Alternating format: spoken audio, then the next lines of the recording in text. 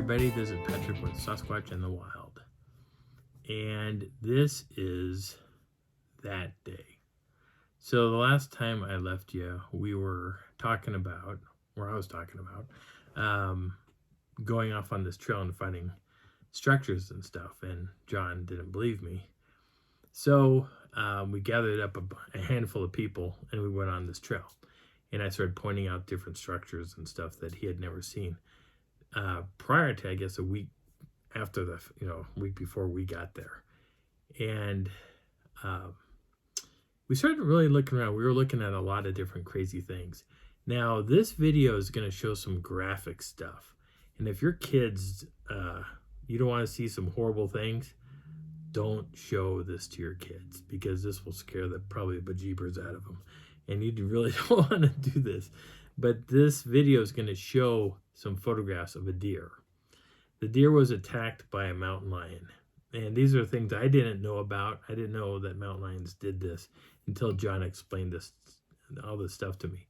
But when a mountain lion takes an animal, it segregates parts and pieces, and it will bury them into piles.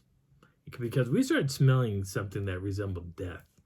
And I know the difference between what a Sasquatch smells like and they don't stink in general, just to clear the air. They don't stink. They really don't. They have no direct odor. It's just like walking around a person in an elevator, they don't smell until someone passes gas or farts. Either way, that's when you're trying to get out of that elevator as fast as possible because you don't want to die in there. Well, that's what the smell when a Sasquatch does it. That's my theory. They're just farting. And it makes you go, ooh, because the smell is pretty horrific. It's pretty putrid.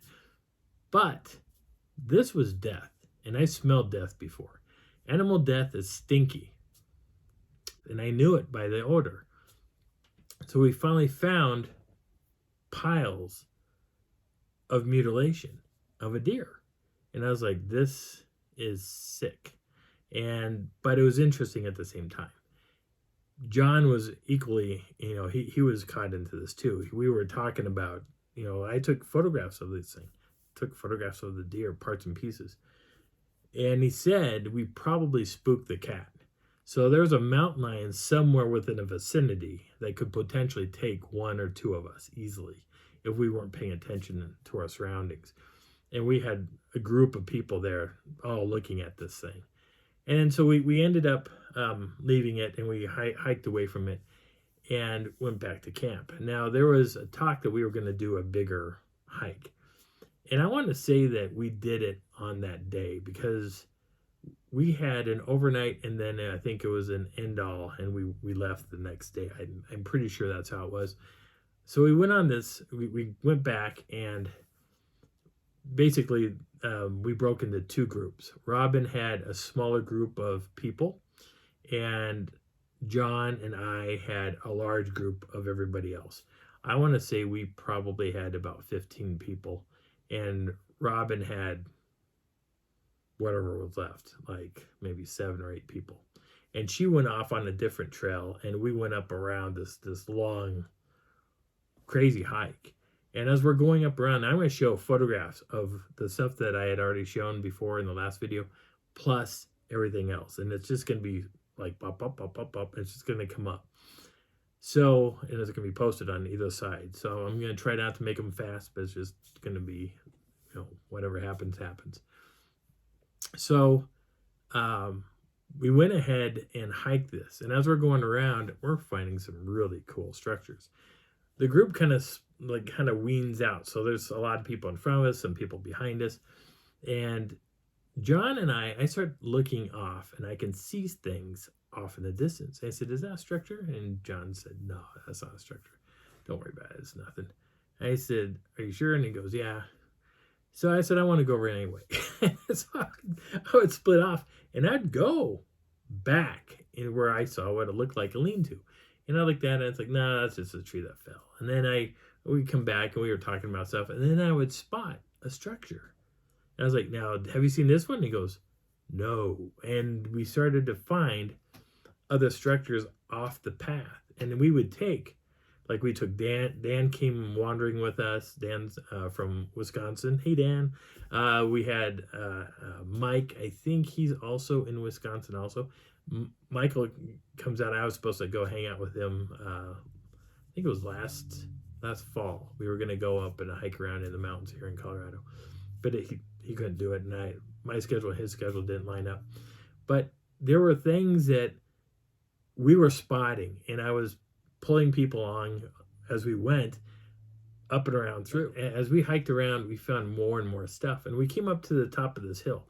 At the top of this hill, there was this weird rock outcropping, and this thing was big, and it kind of looked like this was a fort, like built by kids, and it seemed almost really out of place. But there was, and I'll show a picture of this. It's crazy looking. It looks like a bunch of kids playing war, and try to take over that thing. Now I was thinking paintball, but I didn't see any paintball splatter marks. Then I thought, well, maybe they were doing BB gun wars.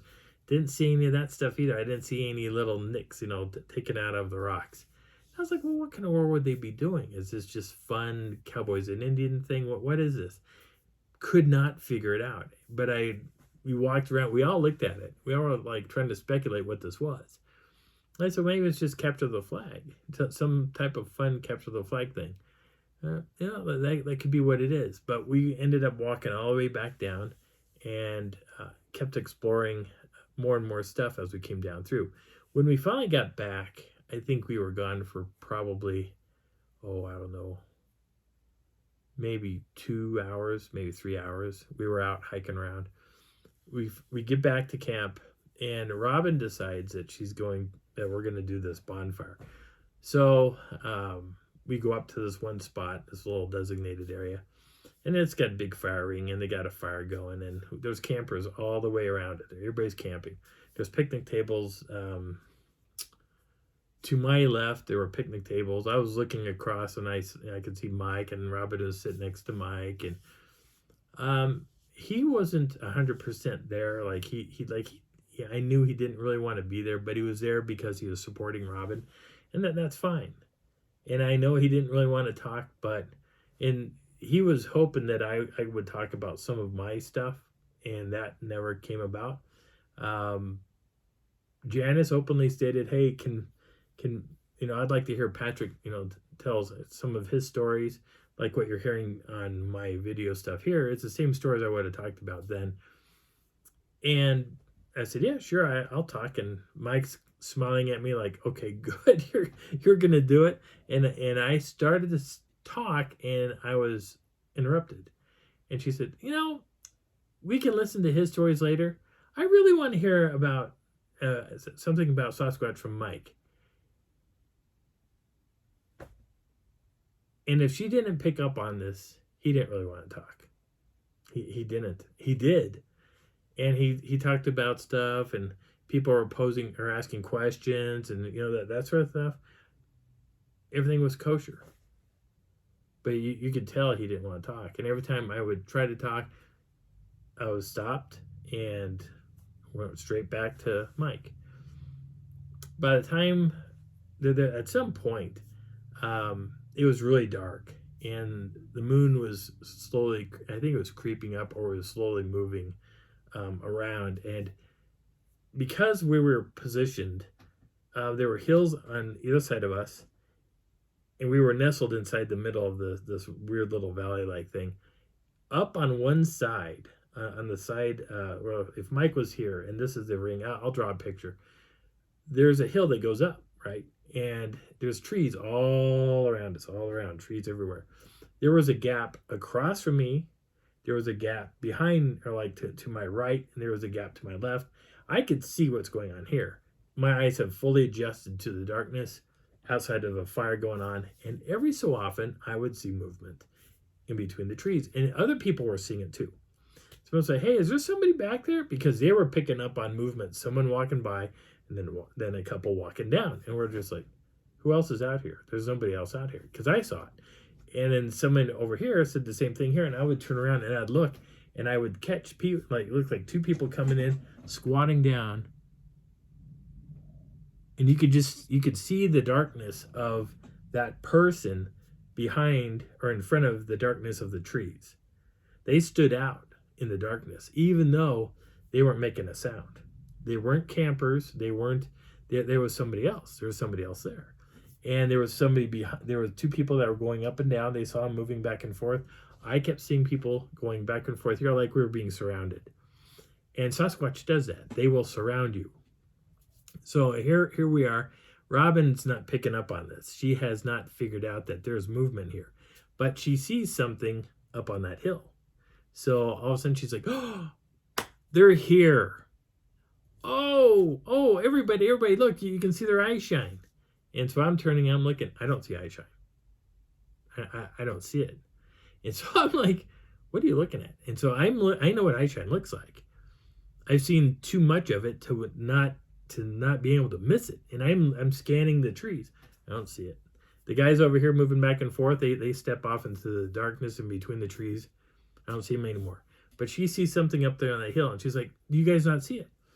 John's looking up there, and he's like, he's trying to figure it out. Mike's kind of looking. They're both looking up there. So I walk over from where I was sitting, and I'm standing next to John, and I'm like, what is she looking at? And he goes, I don't know. So she's like, hey. So she starts going up that hill. She goes, I'll be right back. And John, oh my God, I love John. He turns around and he says, it's the moon. The moon is coming up, to a point. It's coming up and it's coming through the trees. And she's seeing bits and pieces of light coming through the trees. Paired up just right, just enough for her to think that there's something there. And I was like, oh my God. And now I could see what he was looking at. From my point of view, sitting down and looking up, I couldn't see this. Oh, we'll stop it. So I couldn't see it. My timer went off again.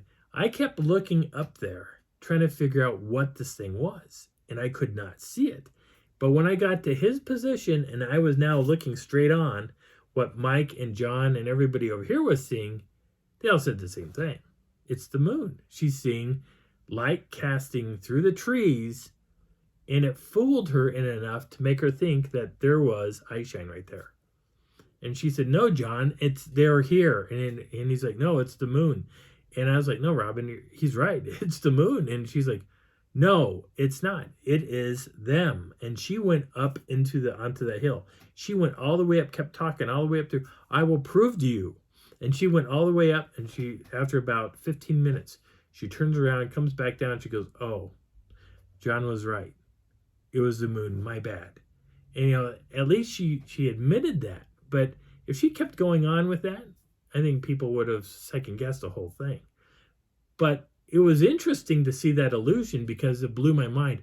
A lot of people, when they're seeing stuff in the distance, even at a spot here in Colorado, I'm going to take Jim to this one location. It's crazy when the eye shine pops out. Everybody, including Mike, have said in this one spot, there's no roads back behind this area. There's nothing back there. There's no roads whatsoever. But people will automatically think that what they're seeing, which is real eye shine, and I'll put that video on here at the end of this. But people automatically go, those are car lights. And they're just like, no, that's not car lights. There's no road. Well, it's got to be a road. There's no road. We've hiked back there. The ground does this number. It's big, and you can't get a car back there. It's going to go, and it's going to be done. You're not going to be driving it back out because you're going to be stuck. There's roads behind us, but there's no roads back there. None. Then what we'll hear, the lights that we see is coming from the closest town. And I said the closest town is like, it'd be about 6 hours away. You're not going to see that because where we're at, there's trees everywhere, and the ground formation's doing this, right? And so you got all these trees. You're not seeing a town. You can't see city lights. You can't. You can see the glow, but you can't see city lights looking through those trees. You just can't. When the sun comes up, I'm showing them. We were looking right here. Those are hills over there. Those are mountains way over there. Where's the city? And they're like, oh, that's right. There's nothing back there. I said, there's nothing back there. that was all eye shine. And it happens. It's funny how light play will fool you. It happens, or it happens religiously. And people will fall for it, or they'll think it's something else. So either it's really eye shine, or it's not, or it's something else. What is it? Well, what's the choice you're going to run with? Eye shine, Sasquatches will come to you, or they'll see them walk along and they'll go, blah, blah, blah, blah, blah. And it's because there's different Sasquatches walking along. And sometimes they'll look at you, sometimes they don't. And if they're walking like this, you'll see one that's doing this number, and then it'll be blocked out, and you'll see a little something else blocked out, something else blocked out. Well, it's because they're looking behind trees or anything, and that's not what it is. They've got a kid on their shoulders or wherever they're at, and as they're walking like this, one is going to be looking this way. As they're walking, they sway. So the kid their eyes are being blocked out by the head of the one that's walking this direction versus the one that's looking back at you. That's what it is. But if I can take Jim there, I think it'll be fun because they come out religiously at this one spot, and it's absolutely fun. Okay, it's 17 minutes, so I'm ending this. I will try to do another video, maybe on time, but because I work on weekends now, might be a little bit later. Hopefully not too late, and I'll try to throw another video up. Might be the recap video. My name is Patrick. This is Sasquatch in the Wild. I hope you're enjoying the journey. I'll talk to you later.